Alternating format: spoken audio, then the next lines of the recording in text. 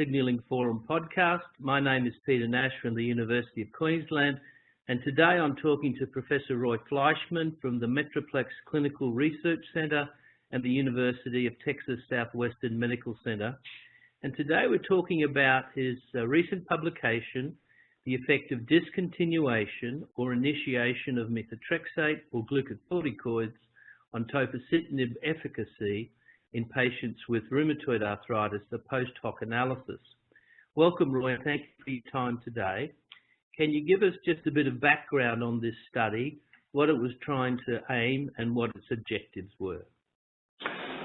All right, thank you, Peter. So, as you know, there were 6 phase 3 trials of tofacitinib in active RA in adults, and many of those patients went into long-term extensions. During the clinical trials, as is usual, patients could not alter their medication. They couldn't alter the dose of tofacitinib. They couldn't alter their dose of background DMARD, add a DMARD, discontinue a DMARD, alter a dose of steroids, or add or discontinue steroids, which is in the trial. But the long-term extensions are set up primarily for safety, and efficacy is not really a primary outcome of these trials. So when the long-term extensions were designed, and there were 2 of them, what was allowed was that if patients were not doing well, by physician discretion primarily, or patient discretion, they could adjust the dose of tofacitinib, they could add a DMARD, they could reduce or stop a DMARD, they could add steroids, or they could discontinue steroids. And this was part of the long-term extension. So when we looked at this, we realized that this may give a clue as to what could happen in the real world. So this is a post hoc analysis. It wasn't powered to show any of these changes, but we did want to know what percentage of patients would discontinue methotrexate, which was the typical background DMARD in these trials, what patients might add methotrexate, because some came in as monotherapy tofacitinib, and just as importantly, what percentage of patients would be able to discontinue steroids, and what percentage of patients would require the addition of steroids. So that was the reason for this post hoc analysis. Okay, and I saw that the sort of mean duration of disease was 9+ years. Do you think we'll be able to use these results, even if they're hypothesis generating, in patients with earlier disease, or clearly we needed a formal study to answer that question? Well, I think that's a really good question. I think that you can use this data to give the practitioner an idea about what they can expect. So the results of this trial were that we saw that many of the patients who entered on monotherapy actually stayed on monotherapy and did quite well clinically. But there were patients who stayed in the trial who still had moderate disease activity. Some even had severe disease activity. They were much better with tofacitinib, but they really hadn't reached goal.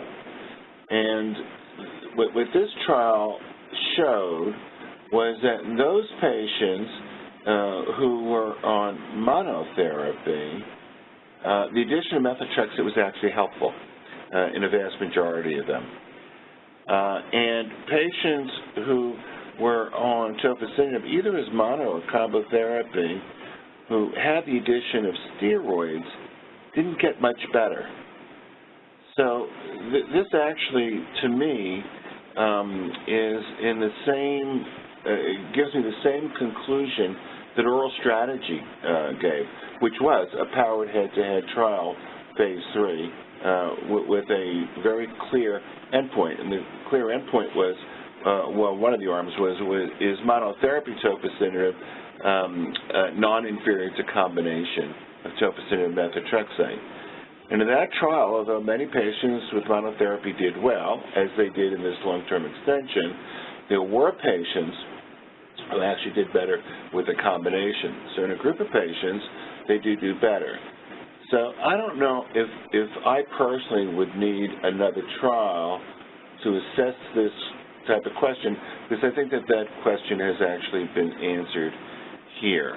That if a patient is not doing well, the addition of methotrexate can be helpful. Okay, so there are a number of sort of caveats to it, because I thought a little unfortunate that the efficacy data at year 3 was only present in about half the patients. Do you think that'll change the results, or the numbers are big enough for that not to make a huge difference? I think the numbers are really, really big enough. You have to remember these are 7-8-year extension trials, and as you know, maintaining patients in trials for 7 or 8 years, at 300 sites worldwide is really, really, really tough. And were there a lot of Japanese, Roy, because that affects their background dose of methotrexate? The mean was fairly modest at 15. Right. One of the studies was Japan. Was sequel had a lot of Japanese or not so many? Not so many. There weren't that many Japanese in the trial. Okay, that's nice. But also the C-dye, do you think a lot of Americans actually do the C-dye in their clinics? Has it been taken up by most people? So the C-dye, if a rheumatologist does a metric where they examine joints, the C-dye is actually the preferred one. Okay, that's nice. We rarely do a DOS, DOS 28. And the reason for that, as you know, is that the cutoffs for remission of low disease activity, the DOS, could leave a lot of disease activity, and the C-dye is cleaner.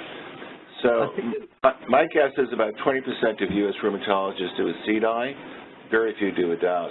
Many do a rapid 3, which of course is a totally different metric, which doesn't really relate to clinical disease activity. There was a couple of other little surprises. Like I was surprised that only 12% of the methotrexate patients discontinued. I would have thought, with half of them on methotrexate at baseline and only 20% of the steroid patients, it would have been nice with so many patients doing well. I would have expected many more to try and wean at least the steroids and maybe the methotrexate as well, but the numbers weren't big. Yes, and I think that's true. But as I said, this is all at physician and investigator discretion. So, Peter, I know you spend most of your time when you're not traveling in the office seeing patients. And it's not infrequent for me to suggest to a patient on tofacitinib and methotrexate doing very well that they can reduce or maybe discontinue the methotrexate. And it's not unusual for the patient to say, am I having any problems with the methotrexate that you can see, because I don't feel any. And I said, no, your labs are really perfectly fine. And I said, well, I'd rather not mess around. So because this was discretion, it really is more real world rather than having a protocol where it's mandated. If it were mandated, you saw the numbers of patients who were in C-dye remission, low disease activity for a sustained period of time. Many more would have been tapered or discontinued with both. But this is, but it's a patient-physician dialogue. Yep, it's much more real world. The other nice finding was that the response at month 3 was usually maintained out to 3 years in those patients who are doing well. So any advice for the clinician, maybe we can use that if you haven't responded perhaps on combo by month 3, you're not going to do that well, and you should seriously consider changing mechanism of action or some other change. Yeah, so that's exactly what I do in practice. As you know, we've had tofacitinib for over 5.5 years in the U.S. I add tofacitinib to methotrexate, and I look at month 3. Month 3 is my key point. And at month 3, the patient has to be substantially better. So what I do every patient, every visit in the practice is a C-dye and a DOS 28 ESR. And if the DOS is down by at least 1.2, but more importantly to me, because I think it's more clinically relevant, if the C-dye is down by at least 60%, I'm fine. I'll continue that combination until the patient plateaus. But if the patient doesn't reach that degree of benefit by 3 months, the chances are they won't. I think that this is what this is telling us, and therefore I'll change medication. So the change in medication could be changing mechanism of action, as you suggested. But if I happen to have a patient on a low dose of methotrexate, let's say the mean here was 15, I may increase the methotrexate. But yes, I'm going to do something different at month 3 if the patient has not had a substantial response. So that's good practical advice for the clinicians. The other funny thing that I noticed is quite significant percentage of patients on 10 milligrams BD. We don't have that dose available. What's your advice about someone not doing well stepping up to 10 BD, someone doing very well on 10 coming down to 5? Is there any chance in clinical practice to fiddle the dose like that? So that depends upon the insurance carriers and the availability of the extra doses of tofacitinib. We didn't look at this in the long-term extension, but my site was part of this long-term extension, and we did have the ability to vary from 5 to 10 if we needed to. There's another publication that we published, I think it was last year, maybe the year before, where actually about 70% of patients on 5 milligrams maintained 5 milligrams, and about almost 90% on 10 milligrams maintained 10. So in the extension, we did have the ability to adjust, and there were some patients in whom so this is personal opinion because I don't really have the data, in whom I did adjust the tofacitinib upwards, and they did have a response. The question about reduction, I would certainly, if 10 milligrams were available, it's just been approved by the FDA Advisory Committee for ulcerative colitis, not by the FDA, but the Advisory Committee, with a 10 milligram BID dose. So if I can get my hands on that, and if I do think a patient might do better with 10 milligrams, I might do that. And if the patient actually did really, really well, yes, I would think about reducing to 5 milligrams. But I don't have data for that. Okay, but it's helpful, again, for the clinician to think about that possibility. The other interesting thing from one of the graphs was that the fatigue scores didn't change even in those people doing well, whether you initiated, discontinued, steroids, methotrexate. Do you think that's because fatigue doesn't bear relation to inflammation, or that the measure, the facet, is pretty poor? So that's a very, very interesting question, and it's actually something I've been thinking about for 3 weeks. We're looking at the PRO data out of oral standard, and one of the analyses I asked for was what is the correlation between clinical efficacy, CDI or DOS-28, because we had both of those in the study, and the PROs. And it turned out that all of the PROs, other than pain, had a correlation of less than 0.5, including fatigue. So the manifestation, clearly the patient PROs are important, but they don't track with disease activity. So I think that you're 100% right that the fatigue is something different than how we measure inflammation. And it may be the instrument, it may well be the instrument, but I've noticed this in other studies as well. Fatigue doesn't track the way that you'd expect it to track. It doesn't track as well as pain tracks. If the patient has a CDI that goes from 42 to 8, the pain's going to be reduced 90%. But the fatigue may be reduced some, but maybe not enough. I think it's the way that we do it. Because clearly feel better. Well, thank you very much. It's an interesting hypothesis-generating study. Do you have any take-home messages for the practicing clinician? about discontinuation of either drugs or initiation of either drugs in people not quite doing well, and some advice about those timelines that you talked about, 3 months, 3 years. Yeah, so let me repeat what I said before. So if I have a patient who still has active disease in spite of methotrexate, and I use the same metrics for the methotrexate as I do for the tofa, I add tofa. And if the patient is doing well at 3 months or much improved, then I continue the tofa and the methotrexate. If the patient goes into remission, a CDI remission, SDI remission, and it is sustained, then I will consider tapering or discontinuation of methotrexate, because probably 70% of patients, 75% of patients can do that.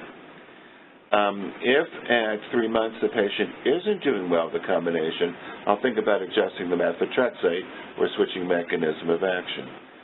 The one thing I don't do is, if the patient goes into sustained remission, is to discontinue tofa rather than methotrexate, because that doesn't make any sense. I mean, it's cheaper, but the patient wasn't doing well on methotrexate, and I add tofa, and now the patient's doing well.